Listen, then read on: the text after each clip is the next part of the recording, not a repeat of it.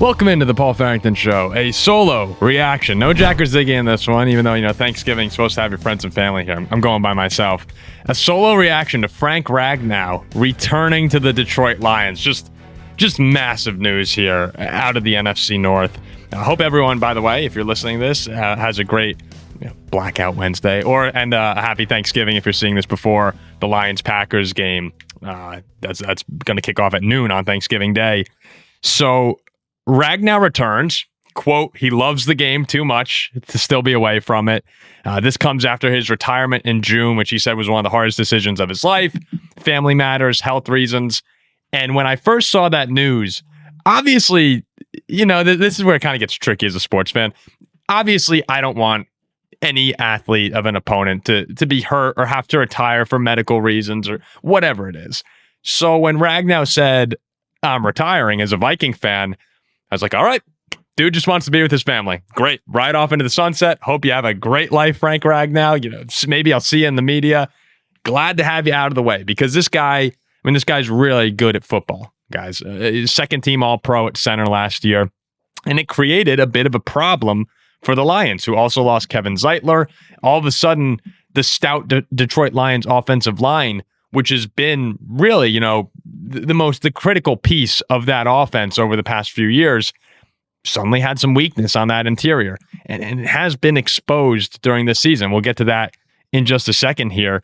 But Frank last year allows 2 sacks total, only 21 pressures on the entire season. He's not going to be playing in the Thanksgiving Day game. So Packers fans, you could rest a little easier. You're not going to be getting Frank Ragnow just yet. It looks like that return date will probably be in 2 weeks when they play the Rams, which, a massive game. We'll see how things play out, but potentially 1 seed implications there for the Rams and the Lions, which those games have always been so good too since the Stafford and Goff swap. Feels like they always go down to the wire. So I know I said off the top how I was, kind of celebrating the Frank Ragnow retirement when it came out this past June. If the Vikings were more competitive, right now I'd be pissed off. Like if I were a Packer fan or if I were a Bear fan competing for the division here, I'd be looking at my phone when I get in that text, seeing Ziggy going, Ragnow's back. I'd be thinking like, what? Dan Campbell just had a press conference and I'd be the guy going, but Dan, you said that ship had sailed, that if Frank wanted to play, he'd be texting you and he hasn't done that. Like you said it. And here we are now where Ragnow is returning. And as I said before, just massive because the Lions have had some regression this year, whether you want to attribute that to Ben Johnson and Aaron Glenn leaving and some time for the coordinators to get adapted. And we're seeing how great Ben Johnson is in Chicago. The creativity, it's just not the same in Detroit this year, even though the offense is still explosive, one of the leaders in points per game. They're suffering from injuries again, which again, you don't want to see that happen, but you look up and down the Lions depth chart and there's just, there's red letters next to everybody's name seemingly, particularly on that offensive line. You see Glasgow's got knee injuries, not playing in the Green Bay game. Ratledge knee, Decker shoulder, Sewell ankle, Mahogany knee. He's on IR right now. The offensive line has been decimated. But beyond that, they also just haven't been that good, especially inside. The PFF grades for pass blocking for the interior of the Detroit line. And I know that when we talk about grades, people sometimes throw their hands up in the air and go like, all right, who really knows what the grades mean? But out of 100, Tate Ratledge pass blocking 46.8, Glasgow 59.8, and Mahogany 46.9. That's just not doing it, especially when you have a guy like Jared Goff back there who you need to keep upright. He's just not mobile. Like, how many guys in the league are less mobile than Jared Goff right now? Maybe Stafford, maybe. So you have to keep him upright, and they just haven't been very good at that this year. I'm just looking here. Goff pressured 94 times this year, 5th most in the NFL. Hit 49 times. That's the 3rd most behind only Herbert and Mahomes. Kind of surprising, actually, that with Mahomes' evasive abilities, you wouldn't expect to see him on a list like that.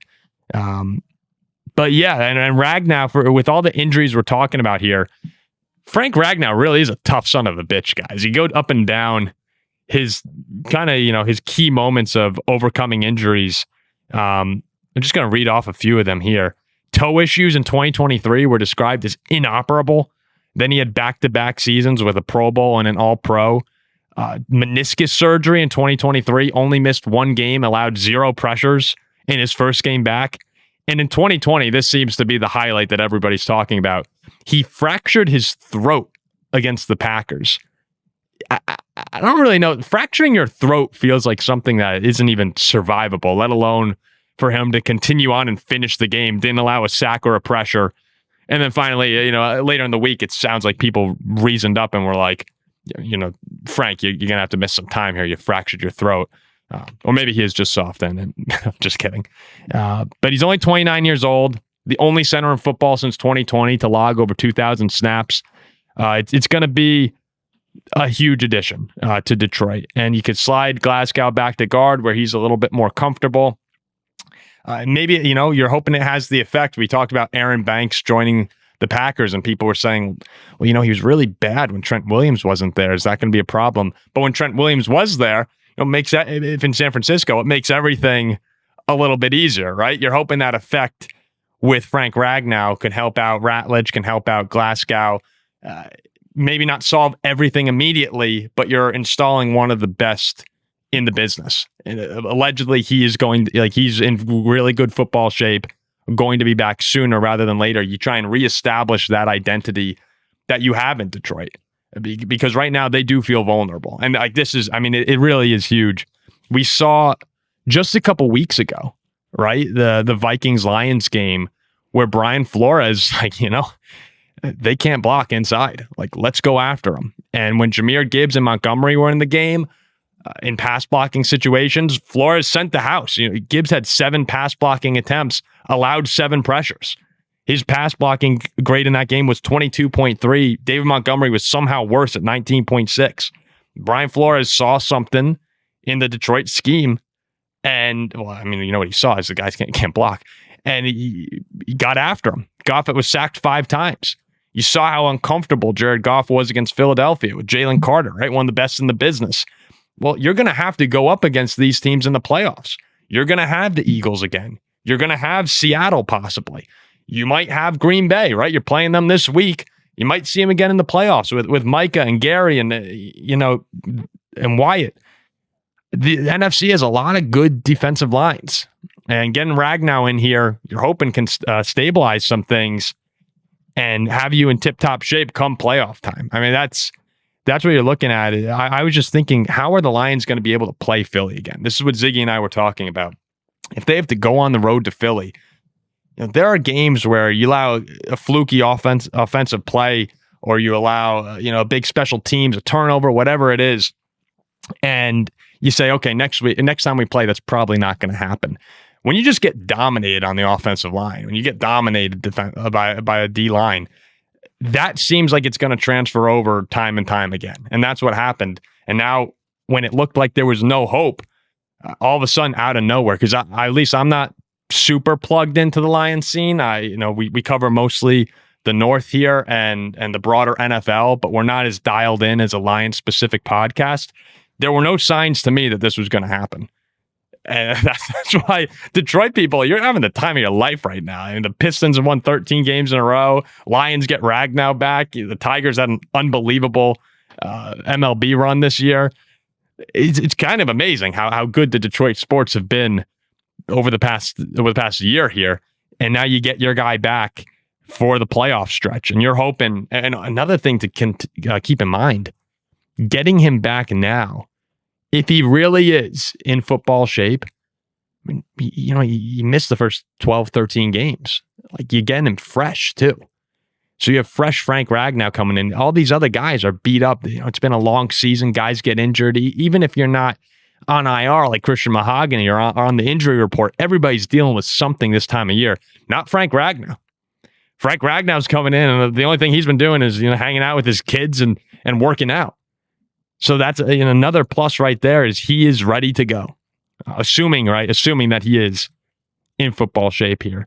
And as we look ahead Detroit, obviously, they have the Packers tomorrow or today if you're listening on Thanksgiving morning, or yesterday if you're listening on Friday. And after that, the Cowboys on Thursday night football, they host them. They go to the Rams on December 14th. The Rams defensive line, right? That's the spot where Ragnow is going to come in, be vital. Even the Cowboys now with Quinn and Williams there. I mean, immediate impact as well with Ragnow. Host the Steelers. You go to Minnesota against the Vikings team that gave you fits, and then you go to Chicago in the last week of the season. That could be a game for the NFC North. So it's perfect timing here.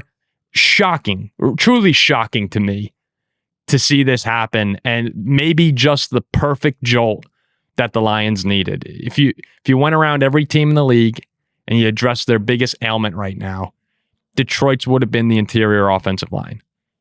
And no one else in the league at this point can really just have a snap your fingers magically fixed. And Detroit may have that. You can't guarantee it because you still, Ratledge and Glasgow, you still got the guard position still shaky.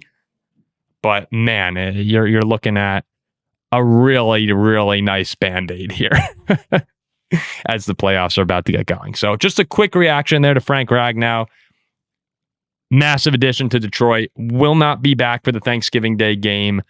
Target date is the Rams.